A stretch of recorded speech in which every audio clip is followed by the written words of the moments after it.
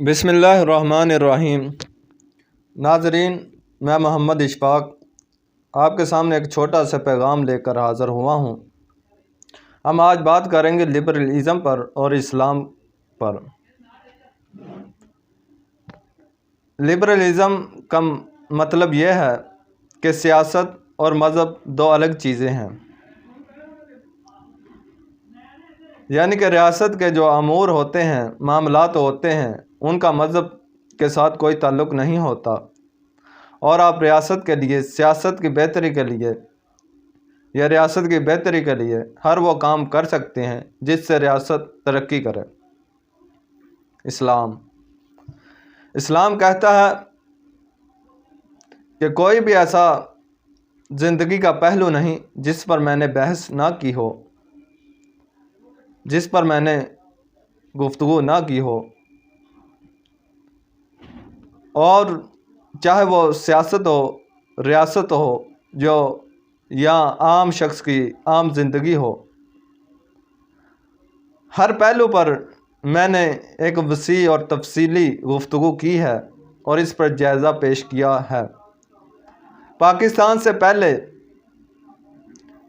جب برصغیر کے اندر جب انگریز نہیں آیا تھا، اس سے پہلے جب مسلمانوں نے برصغیر پر حکومت کی،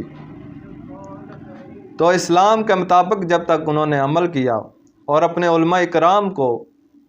اپنے سلطنت کے ایوانوں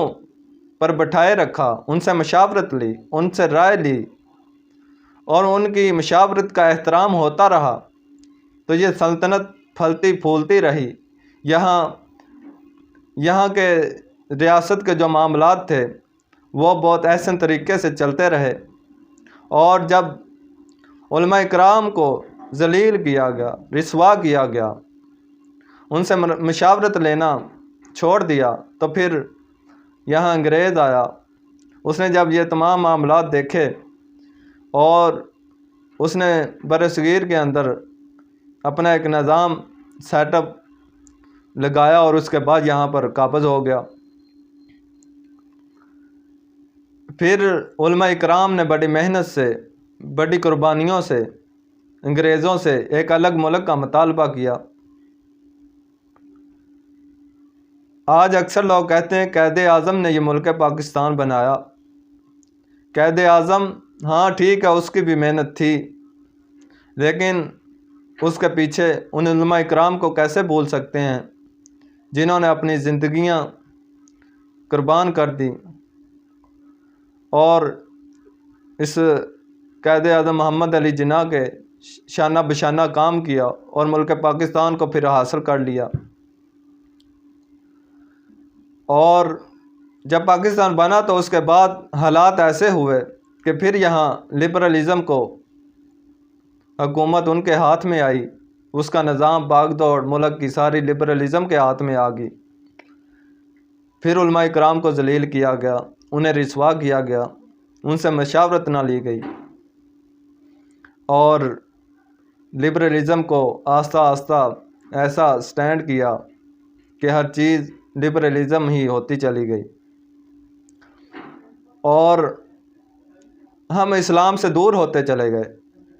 آج آپ کوئی بھی کیٹاگری دیکھیں، آپ اپنی ایجوکیشن کو دیکھیں، وہ بھی لبرلزم ہے، وہ اسلام کا ایک ٹچ ہے، تھوڑا سا ٹچ ہے، اس کے علاوہ کچھ بھی نہیں۔ آپ اپنی کچہریوں کو دیکھیں،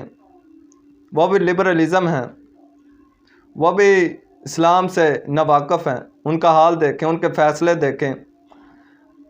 کہ ایک چھوٹا سا کیس آئے، اس کا فیصلہ کرنے کے لیے بھی کئی سال درکار ہیں، پھر جو پیسہ اور ٹائم کا ضیاع ہے وہ الگ ہے۔ پھر آپ اپنی سیاست کو دیکھ لیں کہ نشیوں کی طرح لڑ رہے ہیں کہ ایک دوسرے کے گریبان تک ان کے ہاتھ پہنچ چکے ہیں۔ آپ اپنی صحافت کو دیکھیں، کیا ہی برا حال ہے ان کا، وہ اسلام کے نزدیک سے بھی جانا گوارا نہیں کرتے۔ کوئی عالم ایسا ہو کہ جس کے علمی اعتبار سے جو پاکستان کے اندر کام کر رہا ہو اور اس کا علم اور عمل ٹھیک، اور